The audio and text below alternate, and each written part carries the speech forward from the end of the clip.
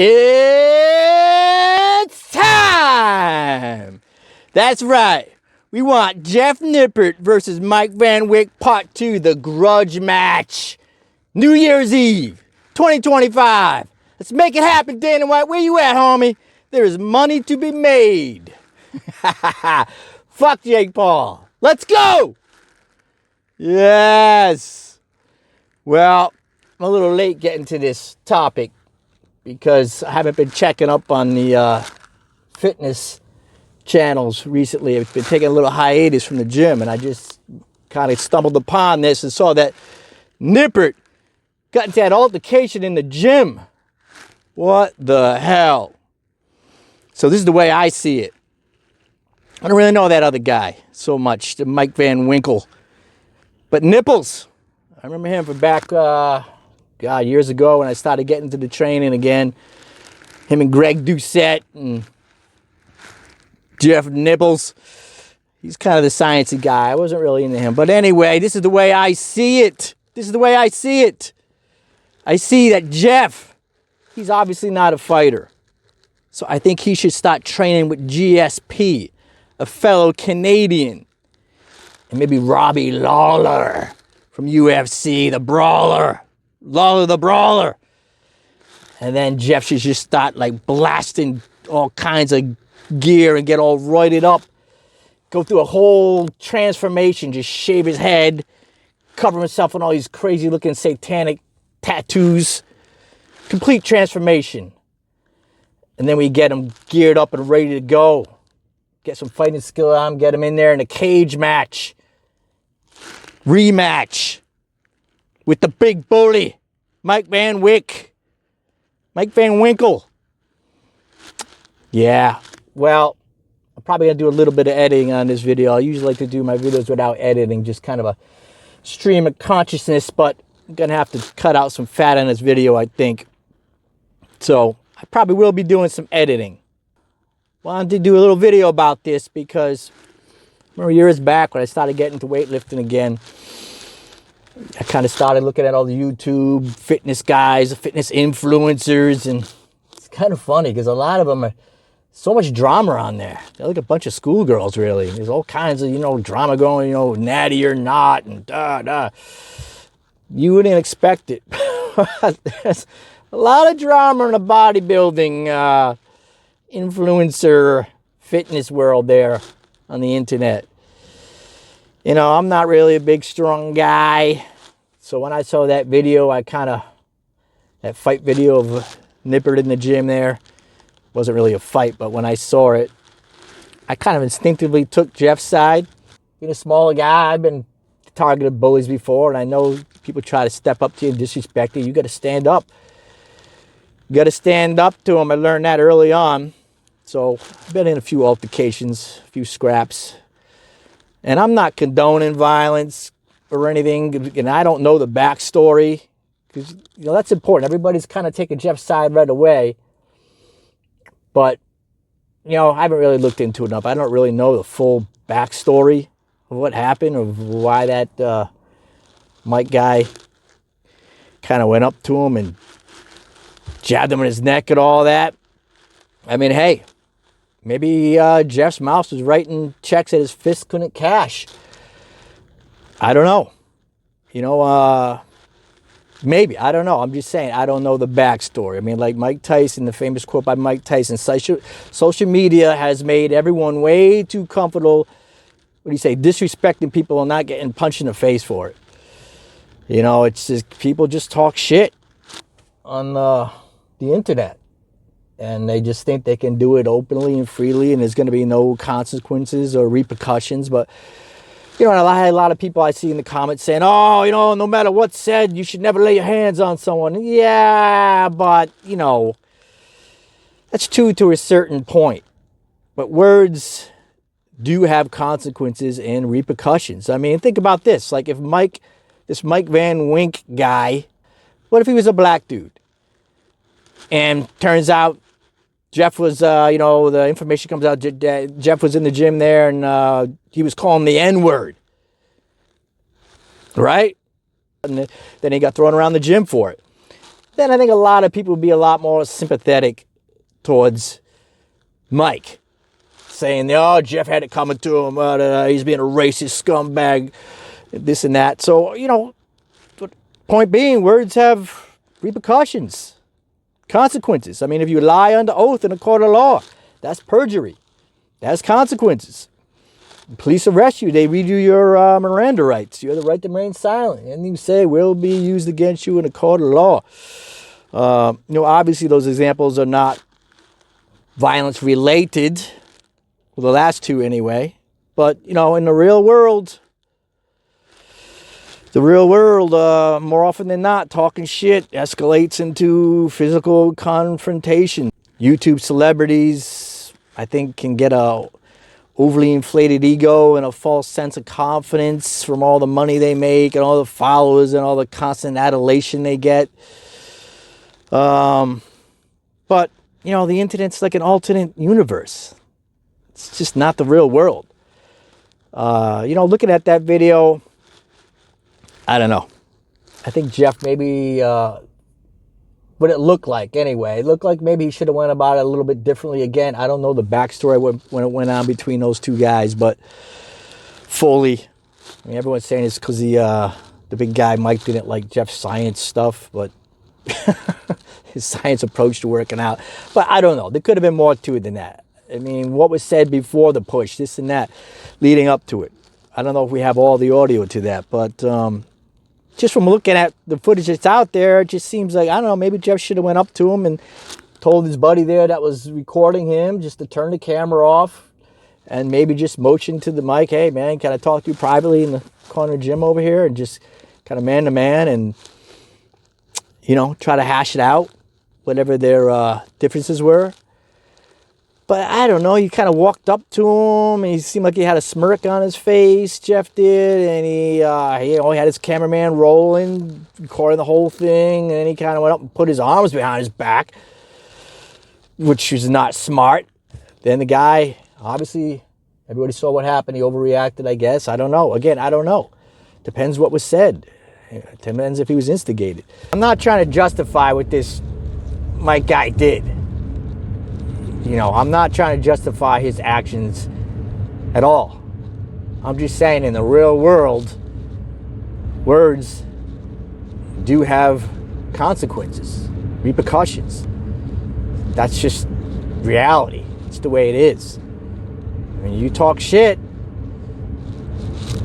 at a certain point, sometimes it escalates into physical confrontations. Right or wrong, that's just what happens. So if you're talking that shit, if you're the one talking shit, you got to be ready to go into that next level of being in a physical confrontation for violence. If you're not ready for that, then you shouldn't be talking shit in the first place. That's all I'm saying. That said, the optics of it do look bad. I mean, you got this big guy who obviously looks all roided up, going against a much smaller opponent, which is Jeff Nippard, who is said not to be on roids, which I believe. But regardless, he's smaller. I mean, that's why they have weight classes in professional fighting. But, you know, this is not professional fighting. This is just, I guess you would say, street fighting, or the real world fighting. I mean, you can't pick the size of your opponent all the time. Shit goes down, it just happens. So, should he have been going up against, should this big guy Mike have been going up against a smaller guy like Jeff, or trying to use his physicality or his size difference to try to intimidate or bully him? No, of course not. If that's what was happening, if he was in fact being a bully, which looks that way. But again, I don't know. We don't know. I don't know the full story. But as I said, I'm not trying to justify what he did. Just saying shit happens. I mean, hey, it happens. So you got to be ready for it. A lot of it's like the animal kingdom. You can't if he was getting bullied, you know, that's bullshit, of course. But you just can't show fear to bullies. I mean, once he threw him over that bench, it was like an animal closing in on his prey. And bullies like feed off of your fear. They can smell it, and it escalates their violence towards you. It just fuels them to take it further. But the only way to counter that is with more violence and intimidation. That's the only way it can be stopped. Violence and intimidation can only be stopped through more opposing violence and intimidation of equal force, unfortunately. You know, I think Mike knew, obviously he knew Jeff was easy prey. So like bullies do, he went after him. And he just manhandled, pushed him right over that bench because he knew that there was going to be no repercussions. He knew that Jeff wasn't going to fight back, or he had that sense, like like a mountain lion looking at a rabbit running across the grass. He knew what to expect, and he got exactly what he expected. Jeff didn't fight back. He showed fear. He was intimidated. So he just kept coming at him. Kept coming at him like a cougar sinking his teeth into a rabbit. That's how bullies operate. Jeff couldn't have, he shouldn't have showed fear like that. He had to show like more aggression. Now, I'm not going to say that's how I would have reacted in that situation, because I don't know how I would have reacted. You know, that's why it's interesting just looking at the video to kind of ask yourself, what would I have did in that situation? You got a big roided out guy like that, breathing down your neck, trying to intimidate you.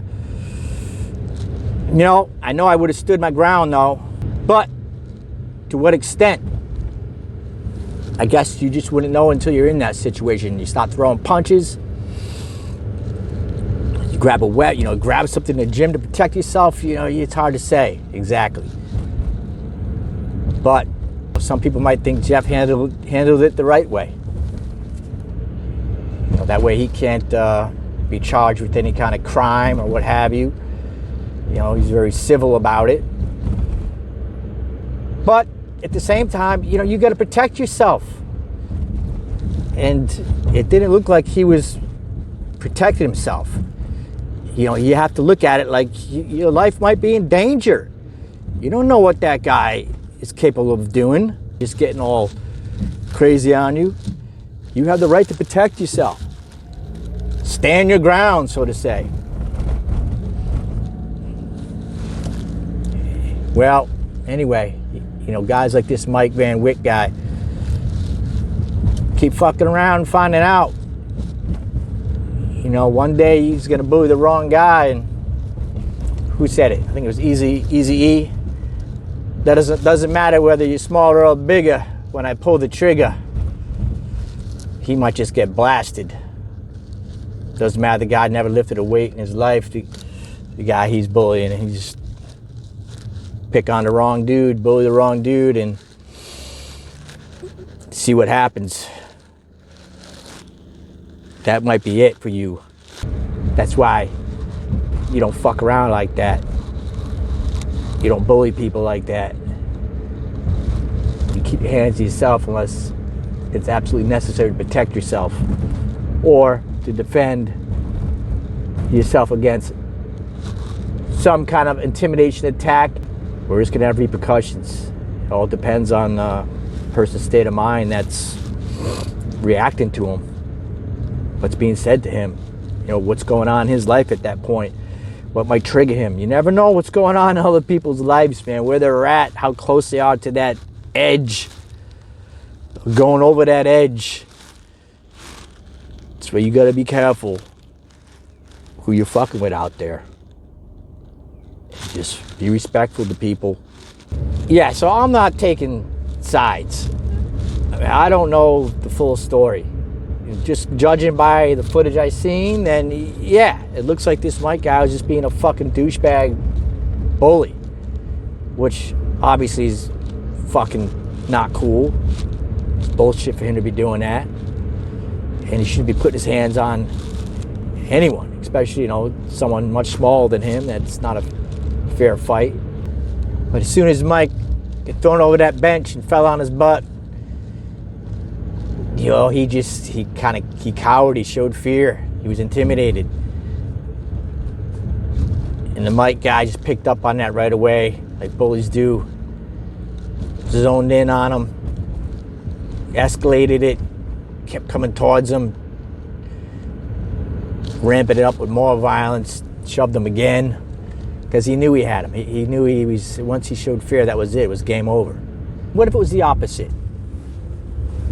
You know, you got to think about it. I mean, as soon as he got pushed over that bench, what if something just like flicked in Jeff's head and Mr. Nice Guy just disappeared and he had this homicidal maniac in him that nobody knew about? And a flick in his head just switched. And he just jumped off his butt from the floor after he got pushed over that bench, fell on the floor, and instantly, that's when he had to flick the switch right there. Instead of cowering and showing fear, he just jumped off the floor and he ran. He's, ah! Motherfucker! Come on! And he ran over to like, got a barbell, one of those curling barbells that's like the size of a baseball bat. And he just started swinging it on Mike. Full force, like Otani swinging for the fucking fences. No hesitation, no fear. Then you can bet, yeah, Mike would have been second guessing what was going on right there. That's a whole new reality happening now. And he just smacked fucking Mike right in his nose, smashing his nose, blood goes spraying everywhere. Mike instantly just grabs his nose and bends over in pain, and then Jeff swings it again and smashes the barbell right into his freaking jaw, smashes his jaw. This Mike guy goes down. He's out. Nippard whips out his dick and just pisses on him right there in the fucking gym. Then casually walks back to the fly machine, just finishes a set of flies. What if that was the ending? Could have been. If he was that type of guy, you just never know who you're fucking with. But in this case, he wasn't. That's why we need him get training. Get him in the cage match. Let's see it. Who's gonna pay for it? Who's in? I'm in. I'll pay 20 bucks for that. New Year's Eve. Let's see it. Grudge match. Part 2. Jeff Nipples versus Mike Van Winkle. Dana White, make it happen.